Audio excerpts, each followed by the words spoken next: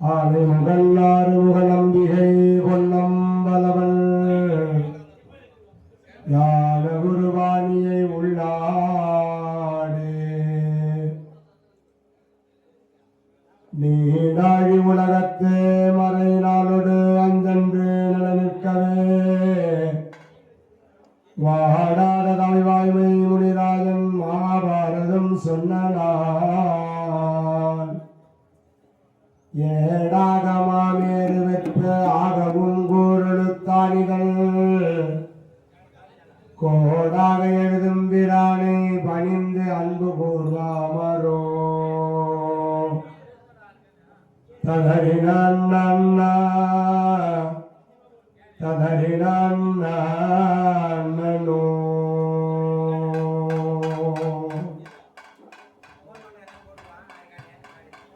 முருகார் மலர்த்தாம முடியோனை அடியார் முயற்சித்திரம் திருகாமல் விளைவிக்கும் அதையானை வதன செழுங்குன்றினை புருபூதன் முதலாய 33 புத்தேலிரும் 1 கோடி பூதேவரும் கைதொழும் கோவையை உறவுண்ணுவார் தீயானாலும் திரௌபதன் யாகத்தியாவே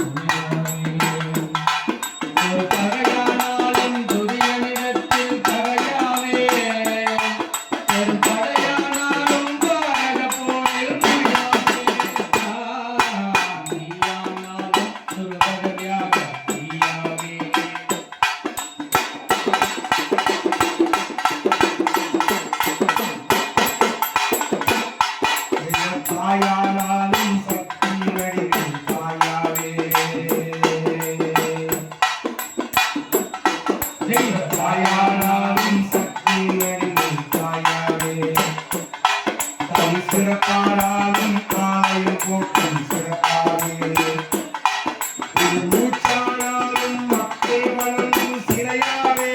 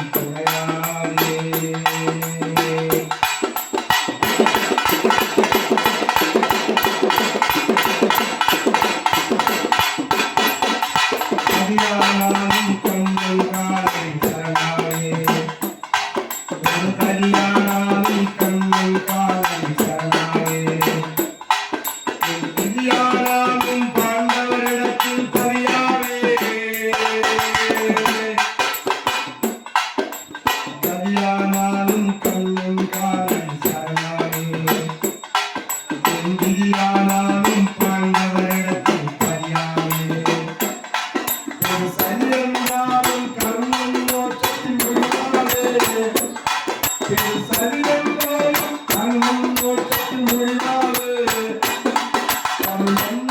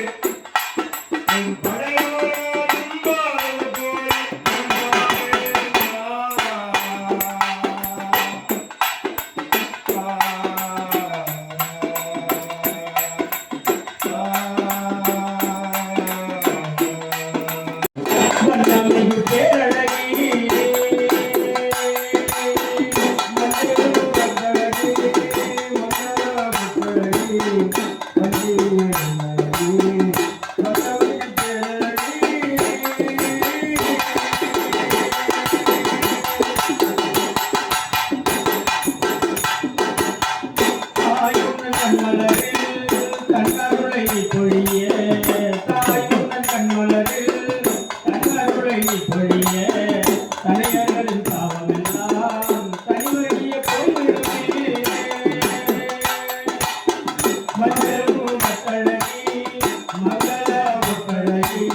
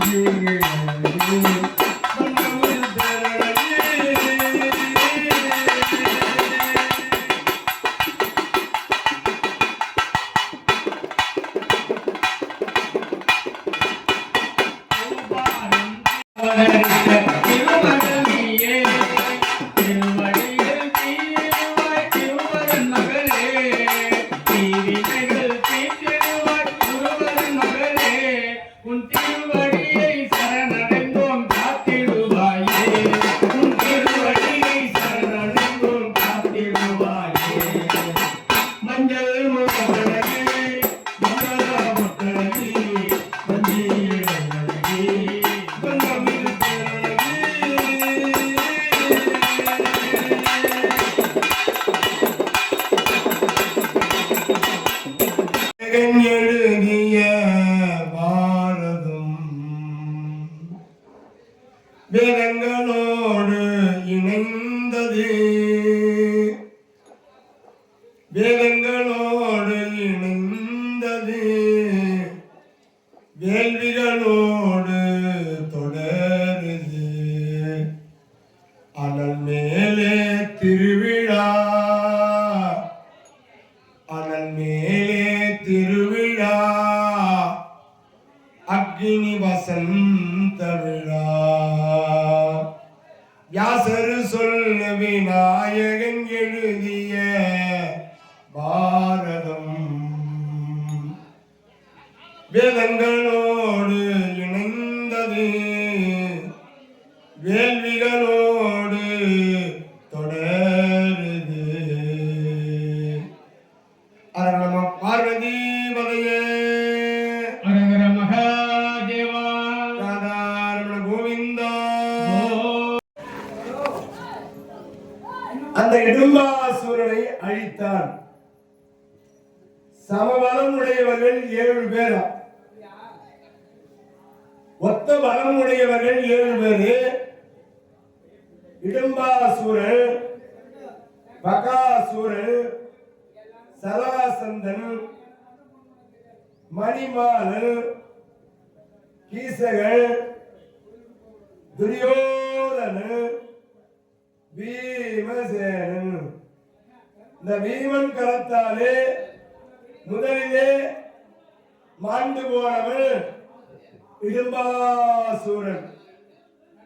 மீதம் இருக்கிற 5 பேரும் இவன் கையால் தான் இறந்து போக போகிறார்கள். இந்த 7 பேரில் எவன் கையாலே ஒருவன் மாண்டு போகிறானோ அவன் கையால மீதி இருக்கிறவனும் இறந்து போகணும். அதுதான் நடந்தது. இடும்பா வனத்திலே இடும்பாசூரனை அவன் தலையை பழங்கா திருகுவது போல திருகி அப்படியே பக்கத்தில் எடுத்து வச்சுட்டான். இடும்பாசூரன் மாண்டு போனான். அதன் பிறகு இடும்பியானவள் சிறப்பான முறையிலே முக்கால ஞான புரிதனை உரைத்தாள். அதன் பிறகு பாண்டவர்கள் வனத்திலே பேசத் தொடங்குகிறார்கள். குந்தி அம்மையார் பார்த்தார்கள். மகனே தர்மா, இந்த பெண் சாதாரண பெண் அல்ல. முக்காலமும் உணர்ந்து குறிதனை சொன்னாள். ஆகையினால் இந்த பெண்ணுடைய எதிர்கால வாழ்க்கைக்கு அவள் விருப்பத்தை நிறைவேற்ற வீமனுக்கு திருமணம் செய்து வைக்க வேண்டும் என்று தர்மராஜா இடத்திலே குந்தி தேவி அம்மையார்கள் தன் விருப்பத்தை தெரிவித்தார்கள். இப்போ வீமன் இடத்திலே பேசுகிறார் தர்மராஜா. வீமா, அந்த இடும்பியானவளை நீ திருக்கல்யாணம் செய்து கொள்ள வேண்டும்.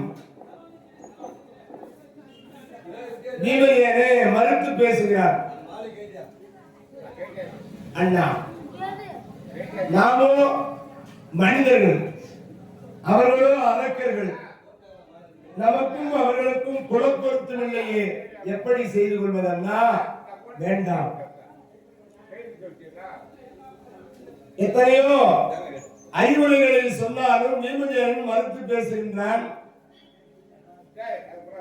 அதன் பிறகு அங்கு வேதவியாசர் காட்சி தருகிறார். தாத்தா, என்னை இந்த பெண்ணை திருமணம் செய்து கொள்வதற்கு வற்புறுத்துகிறார்கள். எங்கள் இருவருக்கும் குலப்பொருத்தம் இல்லையே, நான் எப்படி திருக்கல்யாணம் செய்து கொள்வது என்று மறுத்து பேசுகிற பொழுது தாயும் வியாவியாசரும் வீமனை சம்மதம் தெரிவிக்க வைக்கிறார்கள். இருந்தாலும் வீமன் என்ன சொல்லுகிறான்? அண்ணனுக்கு நான் எப்படி திருமணம் செய்து கொள்வது? அண்ணன் இருக்கும்போது எப்படி கல்யாணம் பண்ணிக்கிறது? அண்ணனுக்கே கல்யாணம் ஆகல. அந்த காலத்திலே அண்ணனுக்கு கல்யாணம் ஆன பிறகுதான் தம்பி கல்யாணம் பண்ணிப்பான். இந்த காலத்துல அப்படிலாம் கிடையாது. அடே, ரொம்ப நாளா உனக்கு பொண்ணு பாத்துக்கிறாங்க, 35 வயசு ஆகுது, இன்னும் உனக்கு கல்யாணம் பண்ணல. இந்த 4 மாசத்துக்குள்ள கல்யாணம் பண்ணலன்னா நான் கல்யாணம் பண்ண நினைப்பேன் அப்படின்னு சொல்றாரா இல்லையா? நடக்குது. அண்ணனுக்கு முன்னாடி தம்பிக்கு கல்யாணம் ஆயிடுது. இப்போ வீமன் மறுத்து பேசுகிறான். அண்ணனுக்கு கல்யாணம் ஆகாத நான் எப்படி திருமணம் செய்வது? அப்பதான் பெரியவர்கள் கூற்றுப்படி தர்மராஜாவை வாழை மரத்திற்கு மாங்கல்யம் சூட்டும்படியாக சொல்ல அந்த வியாசர் திருவாயை மலர்ந்தவங்க தர்மராஜா வாழை மரத்திற்கு மாங்கல்யம் சூட்டு தர்மராஜாவுக்கு வாழை மர திருமணம் நடந்தேறியது. அது வாழை மரத்தை பெண்ணாக பாவித்து தர்மராஜா திருமணம் செய்தார் என்று செவிவழி வந்த கதை நூல் ஆதாரம் கிடையாது. தர்மராஜா வாழமரத்துக்கு தாலி கட்டாருன்னு பாட்டுல ஒண்ணும் கிடையாது, நூல் ஆதாரம் இல்லை. அதன் பிறகு இடிம்பிக்கும் பீமனுக்கும் திருமண ஏற்பாடு சிறப்பான முறையிலே அற்புதமான முறையிலே அங்கு நிகழ்த்துகின்றார்கள்.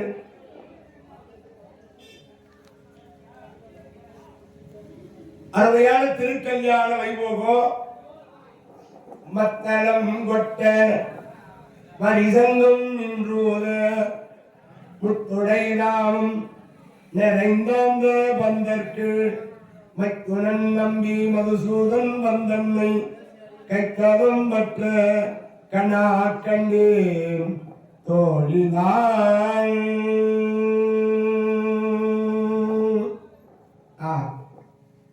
சிறப்பான முறையிலே அங்கு பீமசேனனுக்கும் இடிம்பிக்கும் திருக்கல்யாண வைபோகம் சிறந்த ஒரு முறையிலே நடந்தேறியது. தனி வனம் இழந்த நீர் சாலி கோத்திர முனிவனம் சில பகல் வைகி. தனிவனம் இகந்து நீர் சாலி கோத்திர முனிவன சில பகல் வைகி முந்துர பார்ப்பன மாக்கள் ஆகியே மனனுர பார்ப்பன மாக்கள் ஆகியே இனிமையில் வேத்திரகியம் எய்துவீர். இனிமையில் வேத்திரகியம் எய்துவீர்.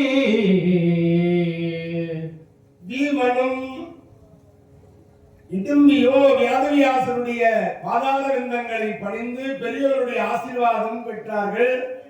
அதன் பிறகு தன்னுடைய தாய் அண்ணன் தர்மராஜாவுடைய பாதாள விந்தங்களிலே 2 பேருமாக காலிலே விழுந்து ஆசீர்வாதம் வாங்குகிறார்கள். பெரியவருடைய ஆசீர்வாதம் இருக்கணுமா, பணிந்து விழுந்தார்கள். சிறப்புடனே அந்த வியாதவியாசர் என்ன சொன்னார்? பாண்டவர்களே, சாலிகோத்திர வனம் என்று சொல்லும்படியான ஒரு வனம், அந்த வனத்திலே கொஞ்ச நாள் தங்கி இருந்து மாற்று ஏற்பாடு. இப்ப நீங்க அஸ்தினாபுரிக்கு போக வேண்டாம். என்ன காரணம்? நேரம் சரியில்லை, கெட்ட நேரம். துரியோதனுடைய சூழ்ச்சியினாலே வஞ்சிக்கப்பட்டிருக்கிறீர்கள், மீண்டும் பல தண்டனைக்கு உள்ளாவீர்கள். ஆகையாலே நேரம் சரியில்லை என்று சொன்னால் கொஞ்சம் இடம் மாறி இருக்கிறது நல்லது. நம்மளோட சொல்லுவாங்க, நேரம் சரியில்லைப்பா, கொஞ்சம் இடம் மாறி போயிருந்தா நல்லா இருக்கும் வாழ்க்கை அப்படின்னு சொல்லுவாங்க. ஒரு வருஷம் மெட்ராஸுக்கு போய் இருந்துட்டு வாப்பா, இங்க வாழம்பா, வருமானம் இல்லை, வியாபாரம் இல்லை, ஆக நேரம் சரியில்லைன்னா கொஞ்சம் இடம் மாறி இருந்தா நேரம் நல்லா இருக்கும்னு பெரியவங்க அந்த காலத்துல சொல்லியிருக்காங்க. கொஞ்சம் இடம் விட்டு இடம் மாறி தான் பாரு என்று பெரியவங்க சொல்லுவாங்க. அதுபோல வேதவியாசர் பாண்டவர்களை நோக்கி, உங்கள் தாயோடு சாலிகோத்திர வனம் என்ற வனத்திலே சில காலம் தங்கியிருங்கள் என்று சொல்ல, அதன் பிறகு சாலிகோத்திர வனத்திற்கு பாண்டவர்கள் புறப்படுகிறார்கள். அந்த வனத்திலே குந்தமாதேவி மருமகளாக விளங்கக்கூடிய இடும்பி சீரும் சிறப்போடு அருமையாய் அந்த சாலிகோத்திர வனத்திலே போய் தங்குகிறார்களாம். எப்படி இருக்கிறார்கள் அங்கு? குந்தியை இரவும் பகலும், குந்தியை இரவும் நண்பகலும் கோதிலா வந்தனை புரிதலில் மகிழ் இடிம்பையும் வெந்திரல் பீமனும் விளைந்து வள்ளியும் கந்தனும் என பெருங்காதல் கூறவே, காதல் கூறவே அவள் சிறப்பான முறையிலே தன் குந்தமாதேவி தன் மாமியாருக்கு ஏற்றார் போலே மருமகளாக நடந்து கொள்கிறார். மாமியா மருமகம் அவளை ஒத்துமையாகிறாங்க. பகல் நேரத்திலே குந்தி தேவி அம்மையார் மாமிக்கு தேவையான பணிவிடையெல்லாம் குந்தி தேவிக்கு சிறப்பான முறையிலே இந்த இடும்பி அலக்கியா இருக்கக்கூடிய இந்த இடும்பி மாமியாருக்கு ஏற்றார் போல பணிவிடை செய்கிறார். அவள் காட்டிலே இருந்தாலும் கூட அடக்கம், ஒழுக்கம், பணிவிடை, தொண்டு செய்கிறாளா தன்னுடைய மாமி குந்தி தேவிக்கு. மாமியாருக்கு ஏற்ற மருமகளா இருக்கிறார். அப்படிதான் இருக்கணும். குந்தியை இரவும் நண்பகலும் கோதிலா வந்தனை புரிதல் மகிழும் இடும்பியையோ. பகல் பொழுதிலே கணவனுக்கு ஏற்றார் போல இந்த இடும்பி நடந்துகிறாளாம். வெண்திரள் வீமனும் விழைந்து வள்ளியும் கந்தனும் என பெருங்காதல் கூறவே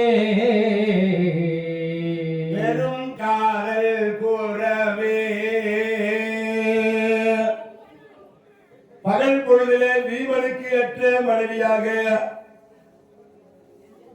அவர் என்னென்ன விருப்பப்படுகிறாரோ காடு, மலை, ஏரி, ஆறு, குளம், குன்று இப்படி பல இடங்களுக்கு அழைத்து செல்கிறாள். இடுப்பிலே தூக்கி செல்கிறாள். இந்த மலையிலிருந்து அந்த மலைக்கு 2 பேரும் தாவி குதிக்கிறார்கள், கட்டி அணைக்கிறார்கள், இன்பத்தை தூக்கிறார்கள். மான்மதம் கமழ் கொடி மந்திரம் தோறும் கான்மனம் கமிழ் தடங்கா அகந்தோறும் தேர்மிகு சுனை நெடும் சிலம்பு அகந்தோறும் மேல்மனம் புரிந்தனர் வேட்கை விஞ்சவே. இப்படி எல்லா இடங்களிலும் பகல் பொழுதிலே பீமனுக்கு ஏற்ற மனைவியாக இடும்பி நடந்து கொள்கிறாள். ஒரு கணவனுக்கு ஏற்ற மனைவியாகவும் இருக்கிறாளா, மாமியாருக்கு ஏற்ற மருமகளாகவும் இருக்கிறாளா, அதுதான் இங்க ரொம்ப முக்கியம்.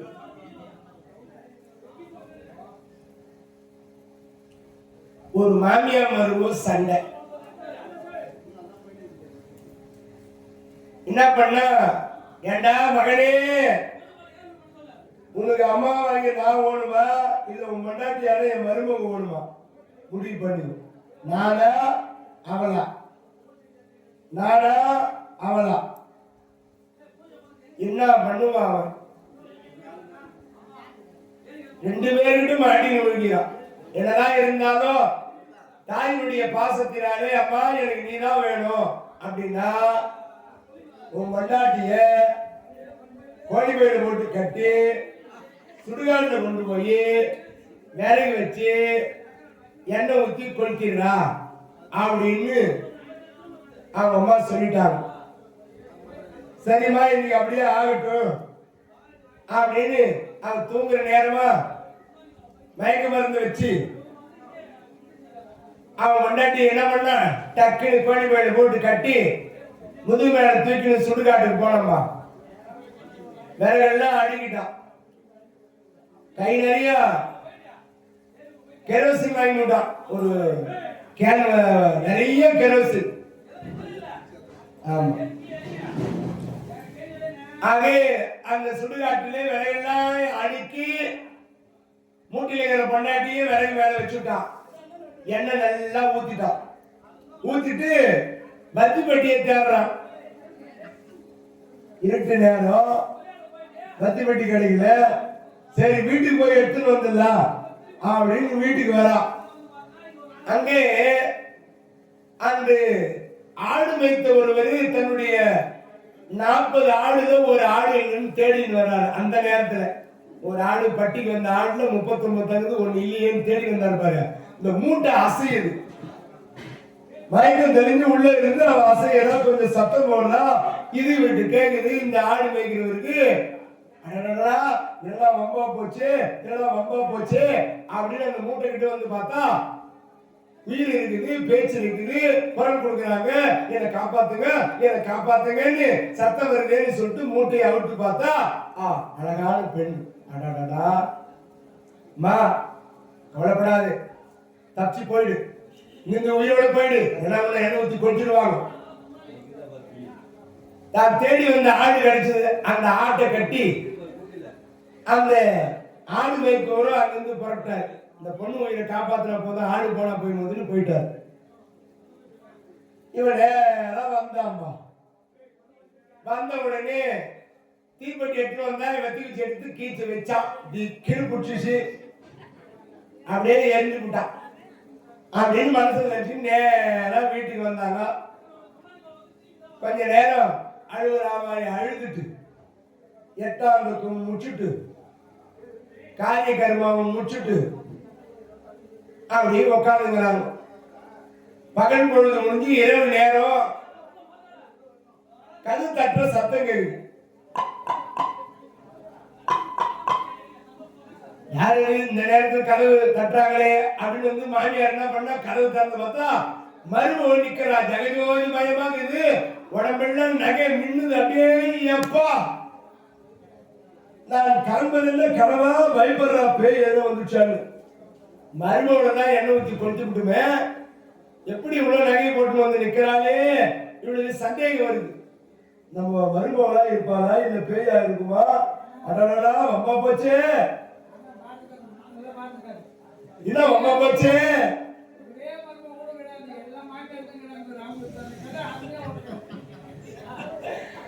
அந்த மருமகளே மருமகளே மருமகளே மாமி ஆண்டி, என் புள்ள உன்னை எண்ணெய் ஊத்தி கொளுத்துட்டா, எப்படி நீ உயிரோட வந்த? மாமி மாமி அது ஏன் கேக்குறீங்க மாமி? எண்ணெய் ஊத்தி கொளுத்துறதுக்கு அப்புறம் நானு சொர்க்கத்துக்கு போன மாமி. தேவலோகத்துல எங்க மாமனார் எங்க வீட்டுக்காரர் பார்த்த மாமி. என்னடி சொல்ற? ஆமா, அதுதான் என்ன அனுப்பி வச்சாரு. நான் கழுத்துல போட்டுக்கிற அத்தனை பொண்ணகையும் அவர்தான் கொடுத்து அனுப்பிச்சாரு மாமி. பாத்தீங்களா, அவர் கொடுத்து அனுப்பிச்சுட்டான். மருமகளாக உனக்கே இம்மானகை கொடுத்துக்கிறாரு எங்க வீட்டுக்காரு. ஏண்டி எப்படி இருக்கிறாரு? நல்லா இருக்கிறாரு, உன்னை பார்க்கணும்னு ஆசைப்படுறாரு மாமி. என்னடி சொல்ற?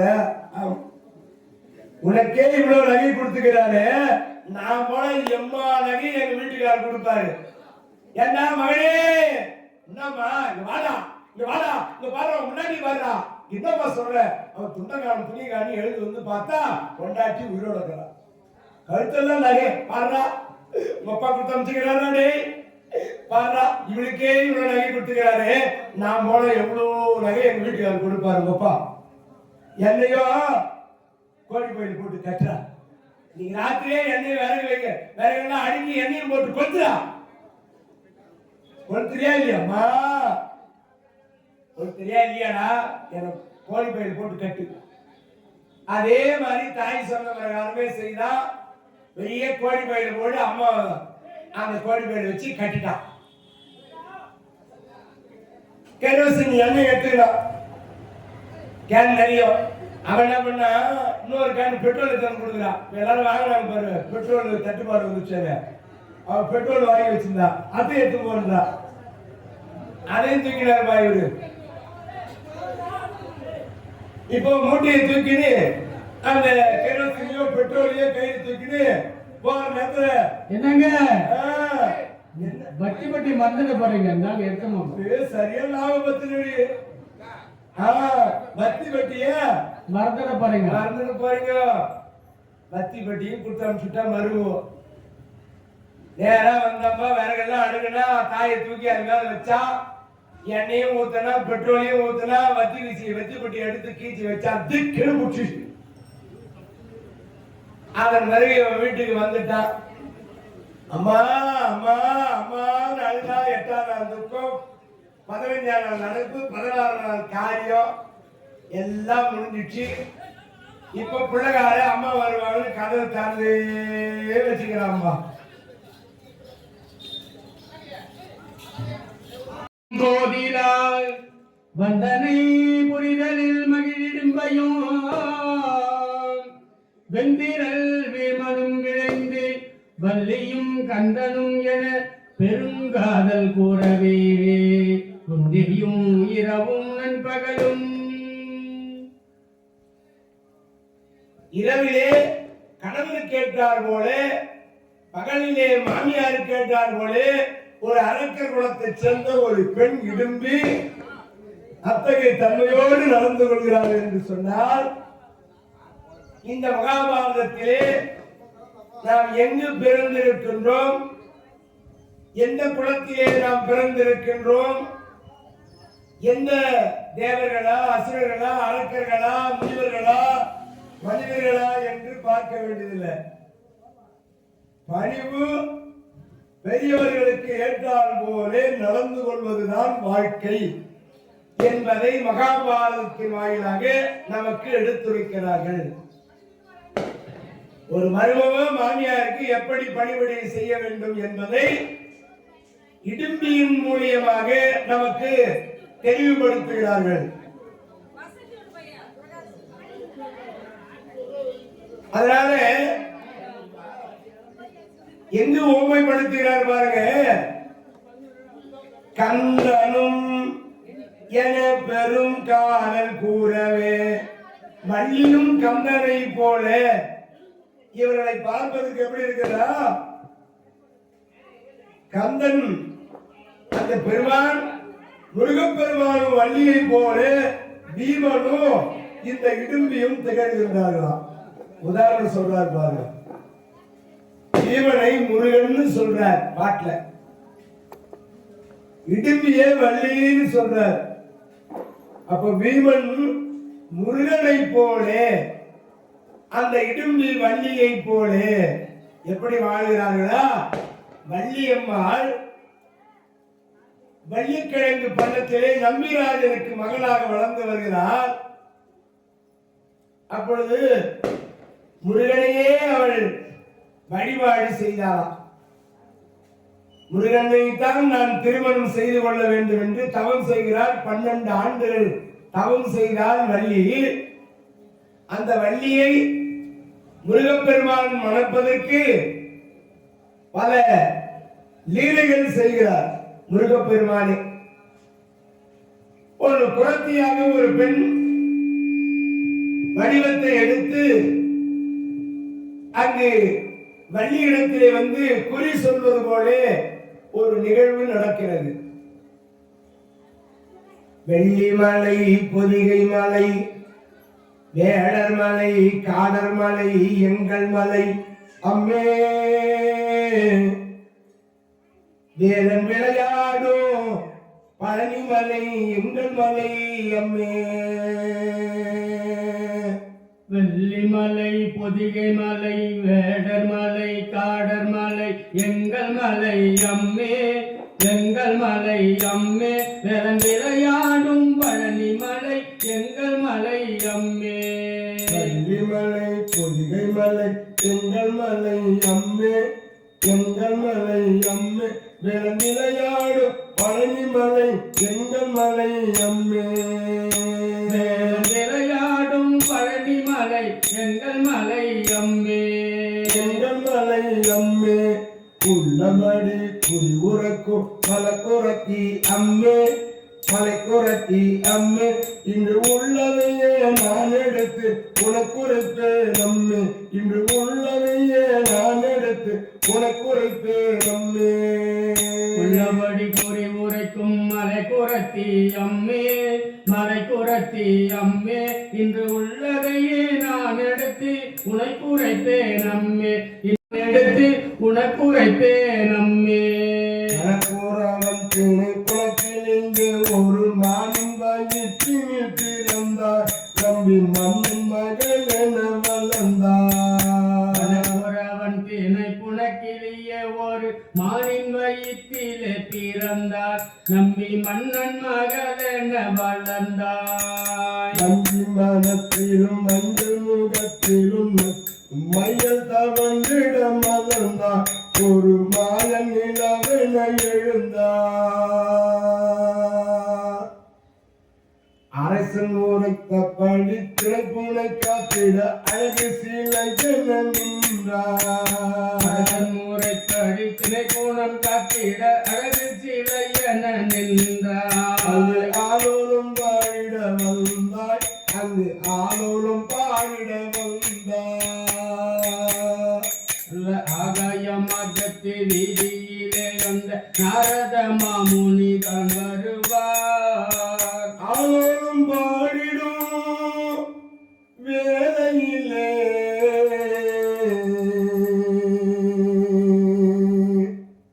ஆலோலோ பாடிடும் வேளையிலே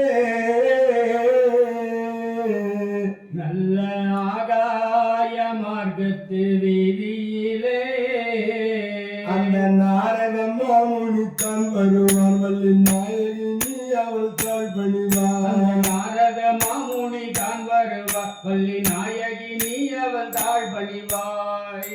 ஆண்டி ஒரு சந்நியாசி அவனுக்கு திருமணம் பேச வருவார். ஆண்டி ஒரு சந்நியாசி அவனுக்கு திருமணம் பேச வருவார். வேண்டுமென்றே நீ கோபம் கொண்டு விருப்பம் இல்லை என்று நடித்திடுவார். வேண்டுமென்றே நீ கோபம் கொண்டு விருப்பம் இல்லை என்று நடித்திடுவார். நாரதனோ கல்யாணம் நடக்கும் என்று உன்னிடத்து சபதம் செய்வார். நாரதனோ கல்யாணம் நடக்கும் என்று உன்னிடத்தில் சபதம் செய்வார். அது நடக்காது நாரதரே.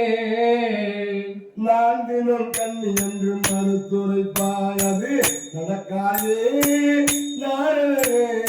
நான் தினம் கண்ணி என்று மறுத்துரைப்பாய். வண்ண முகம் கொண்டு வில்லொன்று கை கொண்டு மானை தூரைத்திடும் வேடன் கண்கள் மானுன்னையே வந்து நாடும். வண்ண முகம் கொண்டு வில்லொன்று கை கொண்டு மானை தூரத்திடும் வேடம் கண்கள் மான் முன்னே வந்து நாடும். அடியம்மான் ஒரு பெண்மானின மகள் அம்மா மகன் என் நான் மனைவி வள்ளியான அழைப்பார். பல வம்புகள் பேசி மறைவார். அம்மான் ஒரு பெண்மான் மகள் அம்மான் மகள் எம்மான் மன வள்ளி என்று உன்னை அழைப்பான். பல வம்புகள் பேசிய மறைவான். தள்ளாட உடல் தள்ளாட ஒரு பழுத்த கிழவன் வருவான். அவன் தளர்ந்து போன முதுமை கண்டு தங்கையிடம் தருவாய். தள்ளாட உடல் தள்ளாட ஒரு பழுத்த கிழவன் வருவான். அவன் தளர்ந்து போன முதுமை கண்டு தங்கையிடம் தருவாய். தள்ளாட உடல் தள்ளாட ஒரு பழுத்த கிழவன் வருவான். அவள் தளர்ந்து போன முதுமை கண்டு தங்கையிடம் தருவாய். பசி எடுக்குது தேனும் தினையோ பருக வேண்டும் என்பார். பசி எடுக்குது தேனும் தினையும் பருக வேண்டும் நீ என்பார். பருக தந்தார், நீ பருக தந்தார் தாகம் தீர்ந்து மோகம் வந்தது என்பார். நீ பருக தந்தார் தாகம் தீர்ந்து மோகம் வந்தது என்பார். கரத்தை பிடிக்கும் பழுத்த பழத்தை துரத்தி விரட்ட நினைப்பார். அவள் அழைத்த யானை அருகில் வந்து தன்னை மறந்து அழைப்பார். பிடிக்கும் பழுத்த பழத்தை துரட்டி விரட்ட நினைப்பாய். அவன் அழைத்த யானை அறையில் வந்தது தன்னை மறந்து அழைப்பாய். தன்னை மறந்து அழைப்பார். அழைத்த உடனே முதுமை மாறி அழகு வேலன் வருவார். நீ நினைத்த வண்ணோ மாலை சூடி மனைவியாக பெறுவாய். வெற்றிவேல் முருகனுக்கு, அரோகரா, ஞானவேல் முருகனுக்கு, அரோகரா, ஞான தண்டாயுதபாணிக்கு. அரோகரா. அப்படி பீமனை கந்தன் என்று சொல்லுகிறார், முருகன் சொல்றாராம் பாட்டுல. இடும்பியை வள்ளிக்கு நிகராகவள் என்று பாட்டுல அவர் சொல்றார். அதனாலதான் இந்த பாட்டை எடுத்தோம்.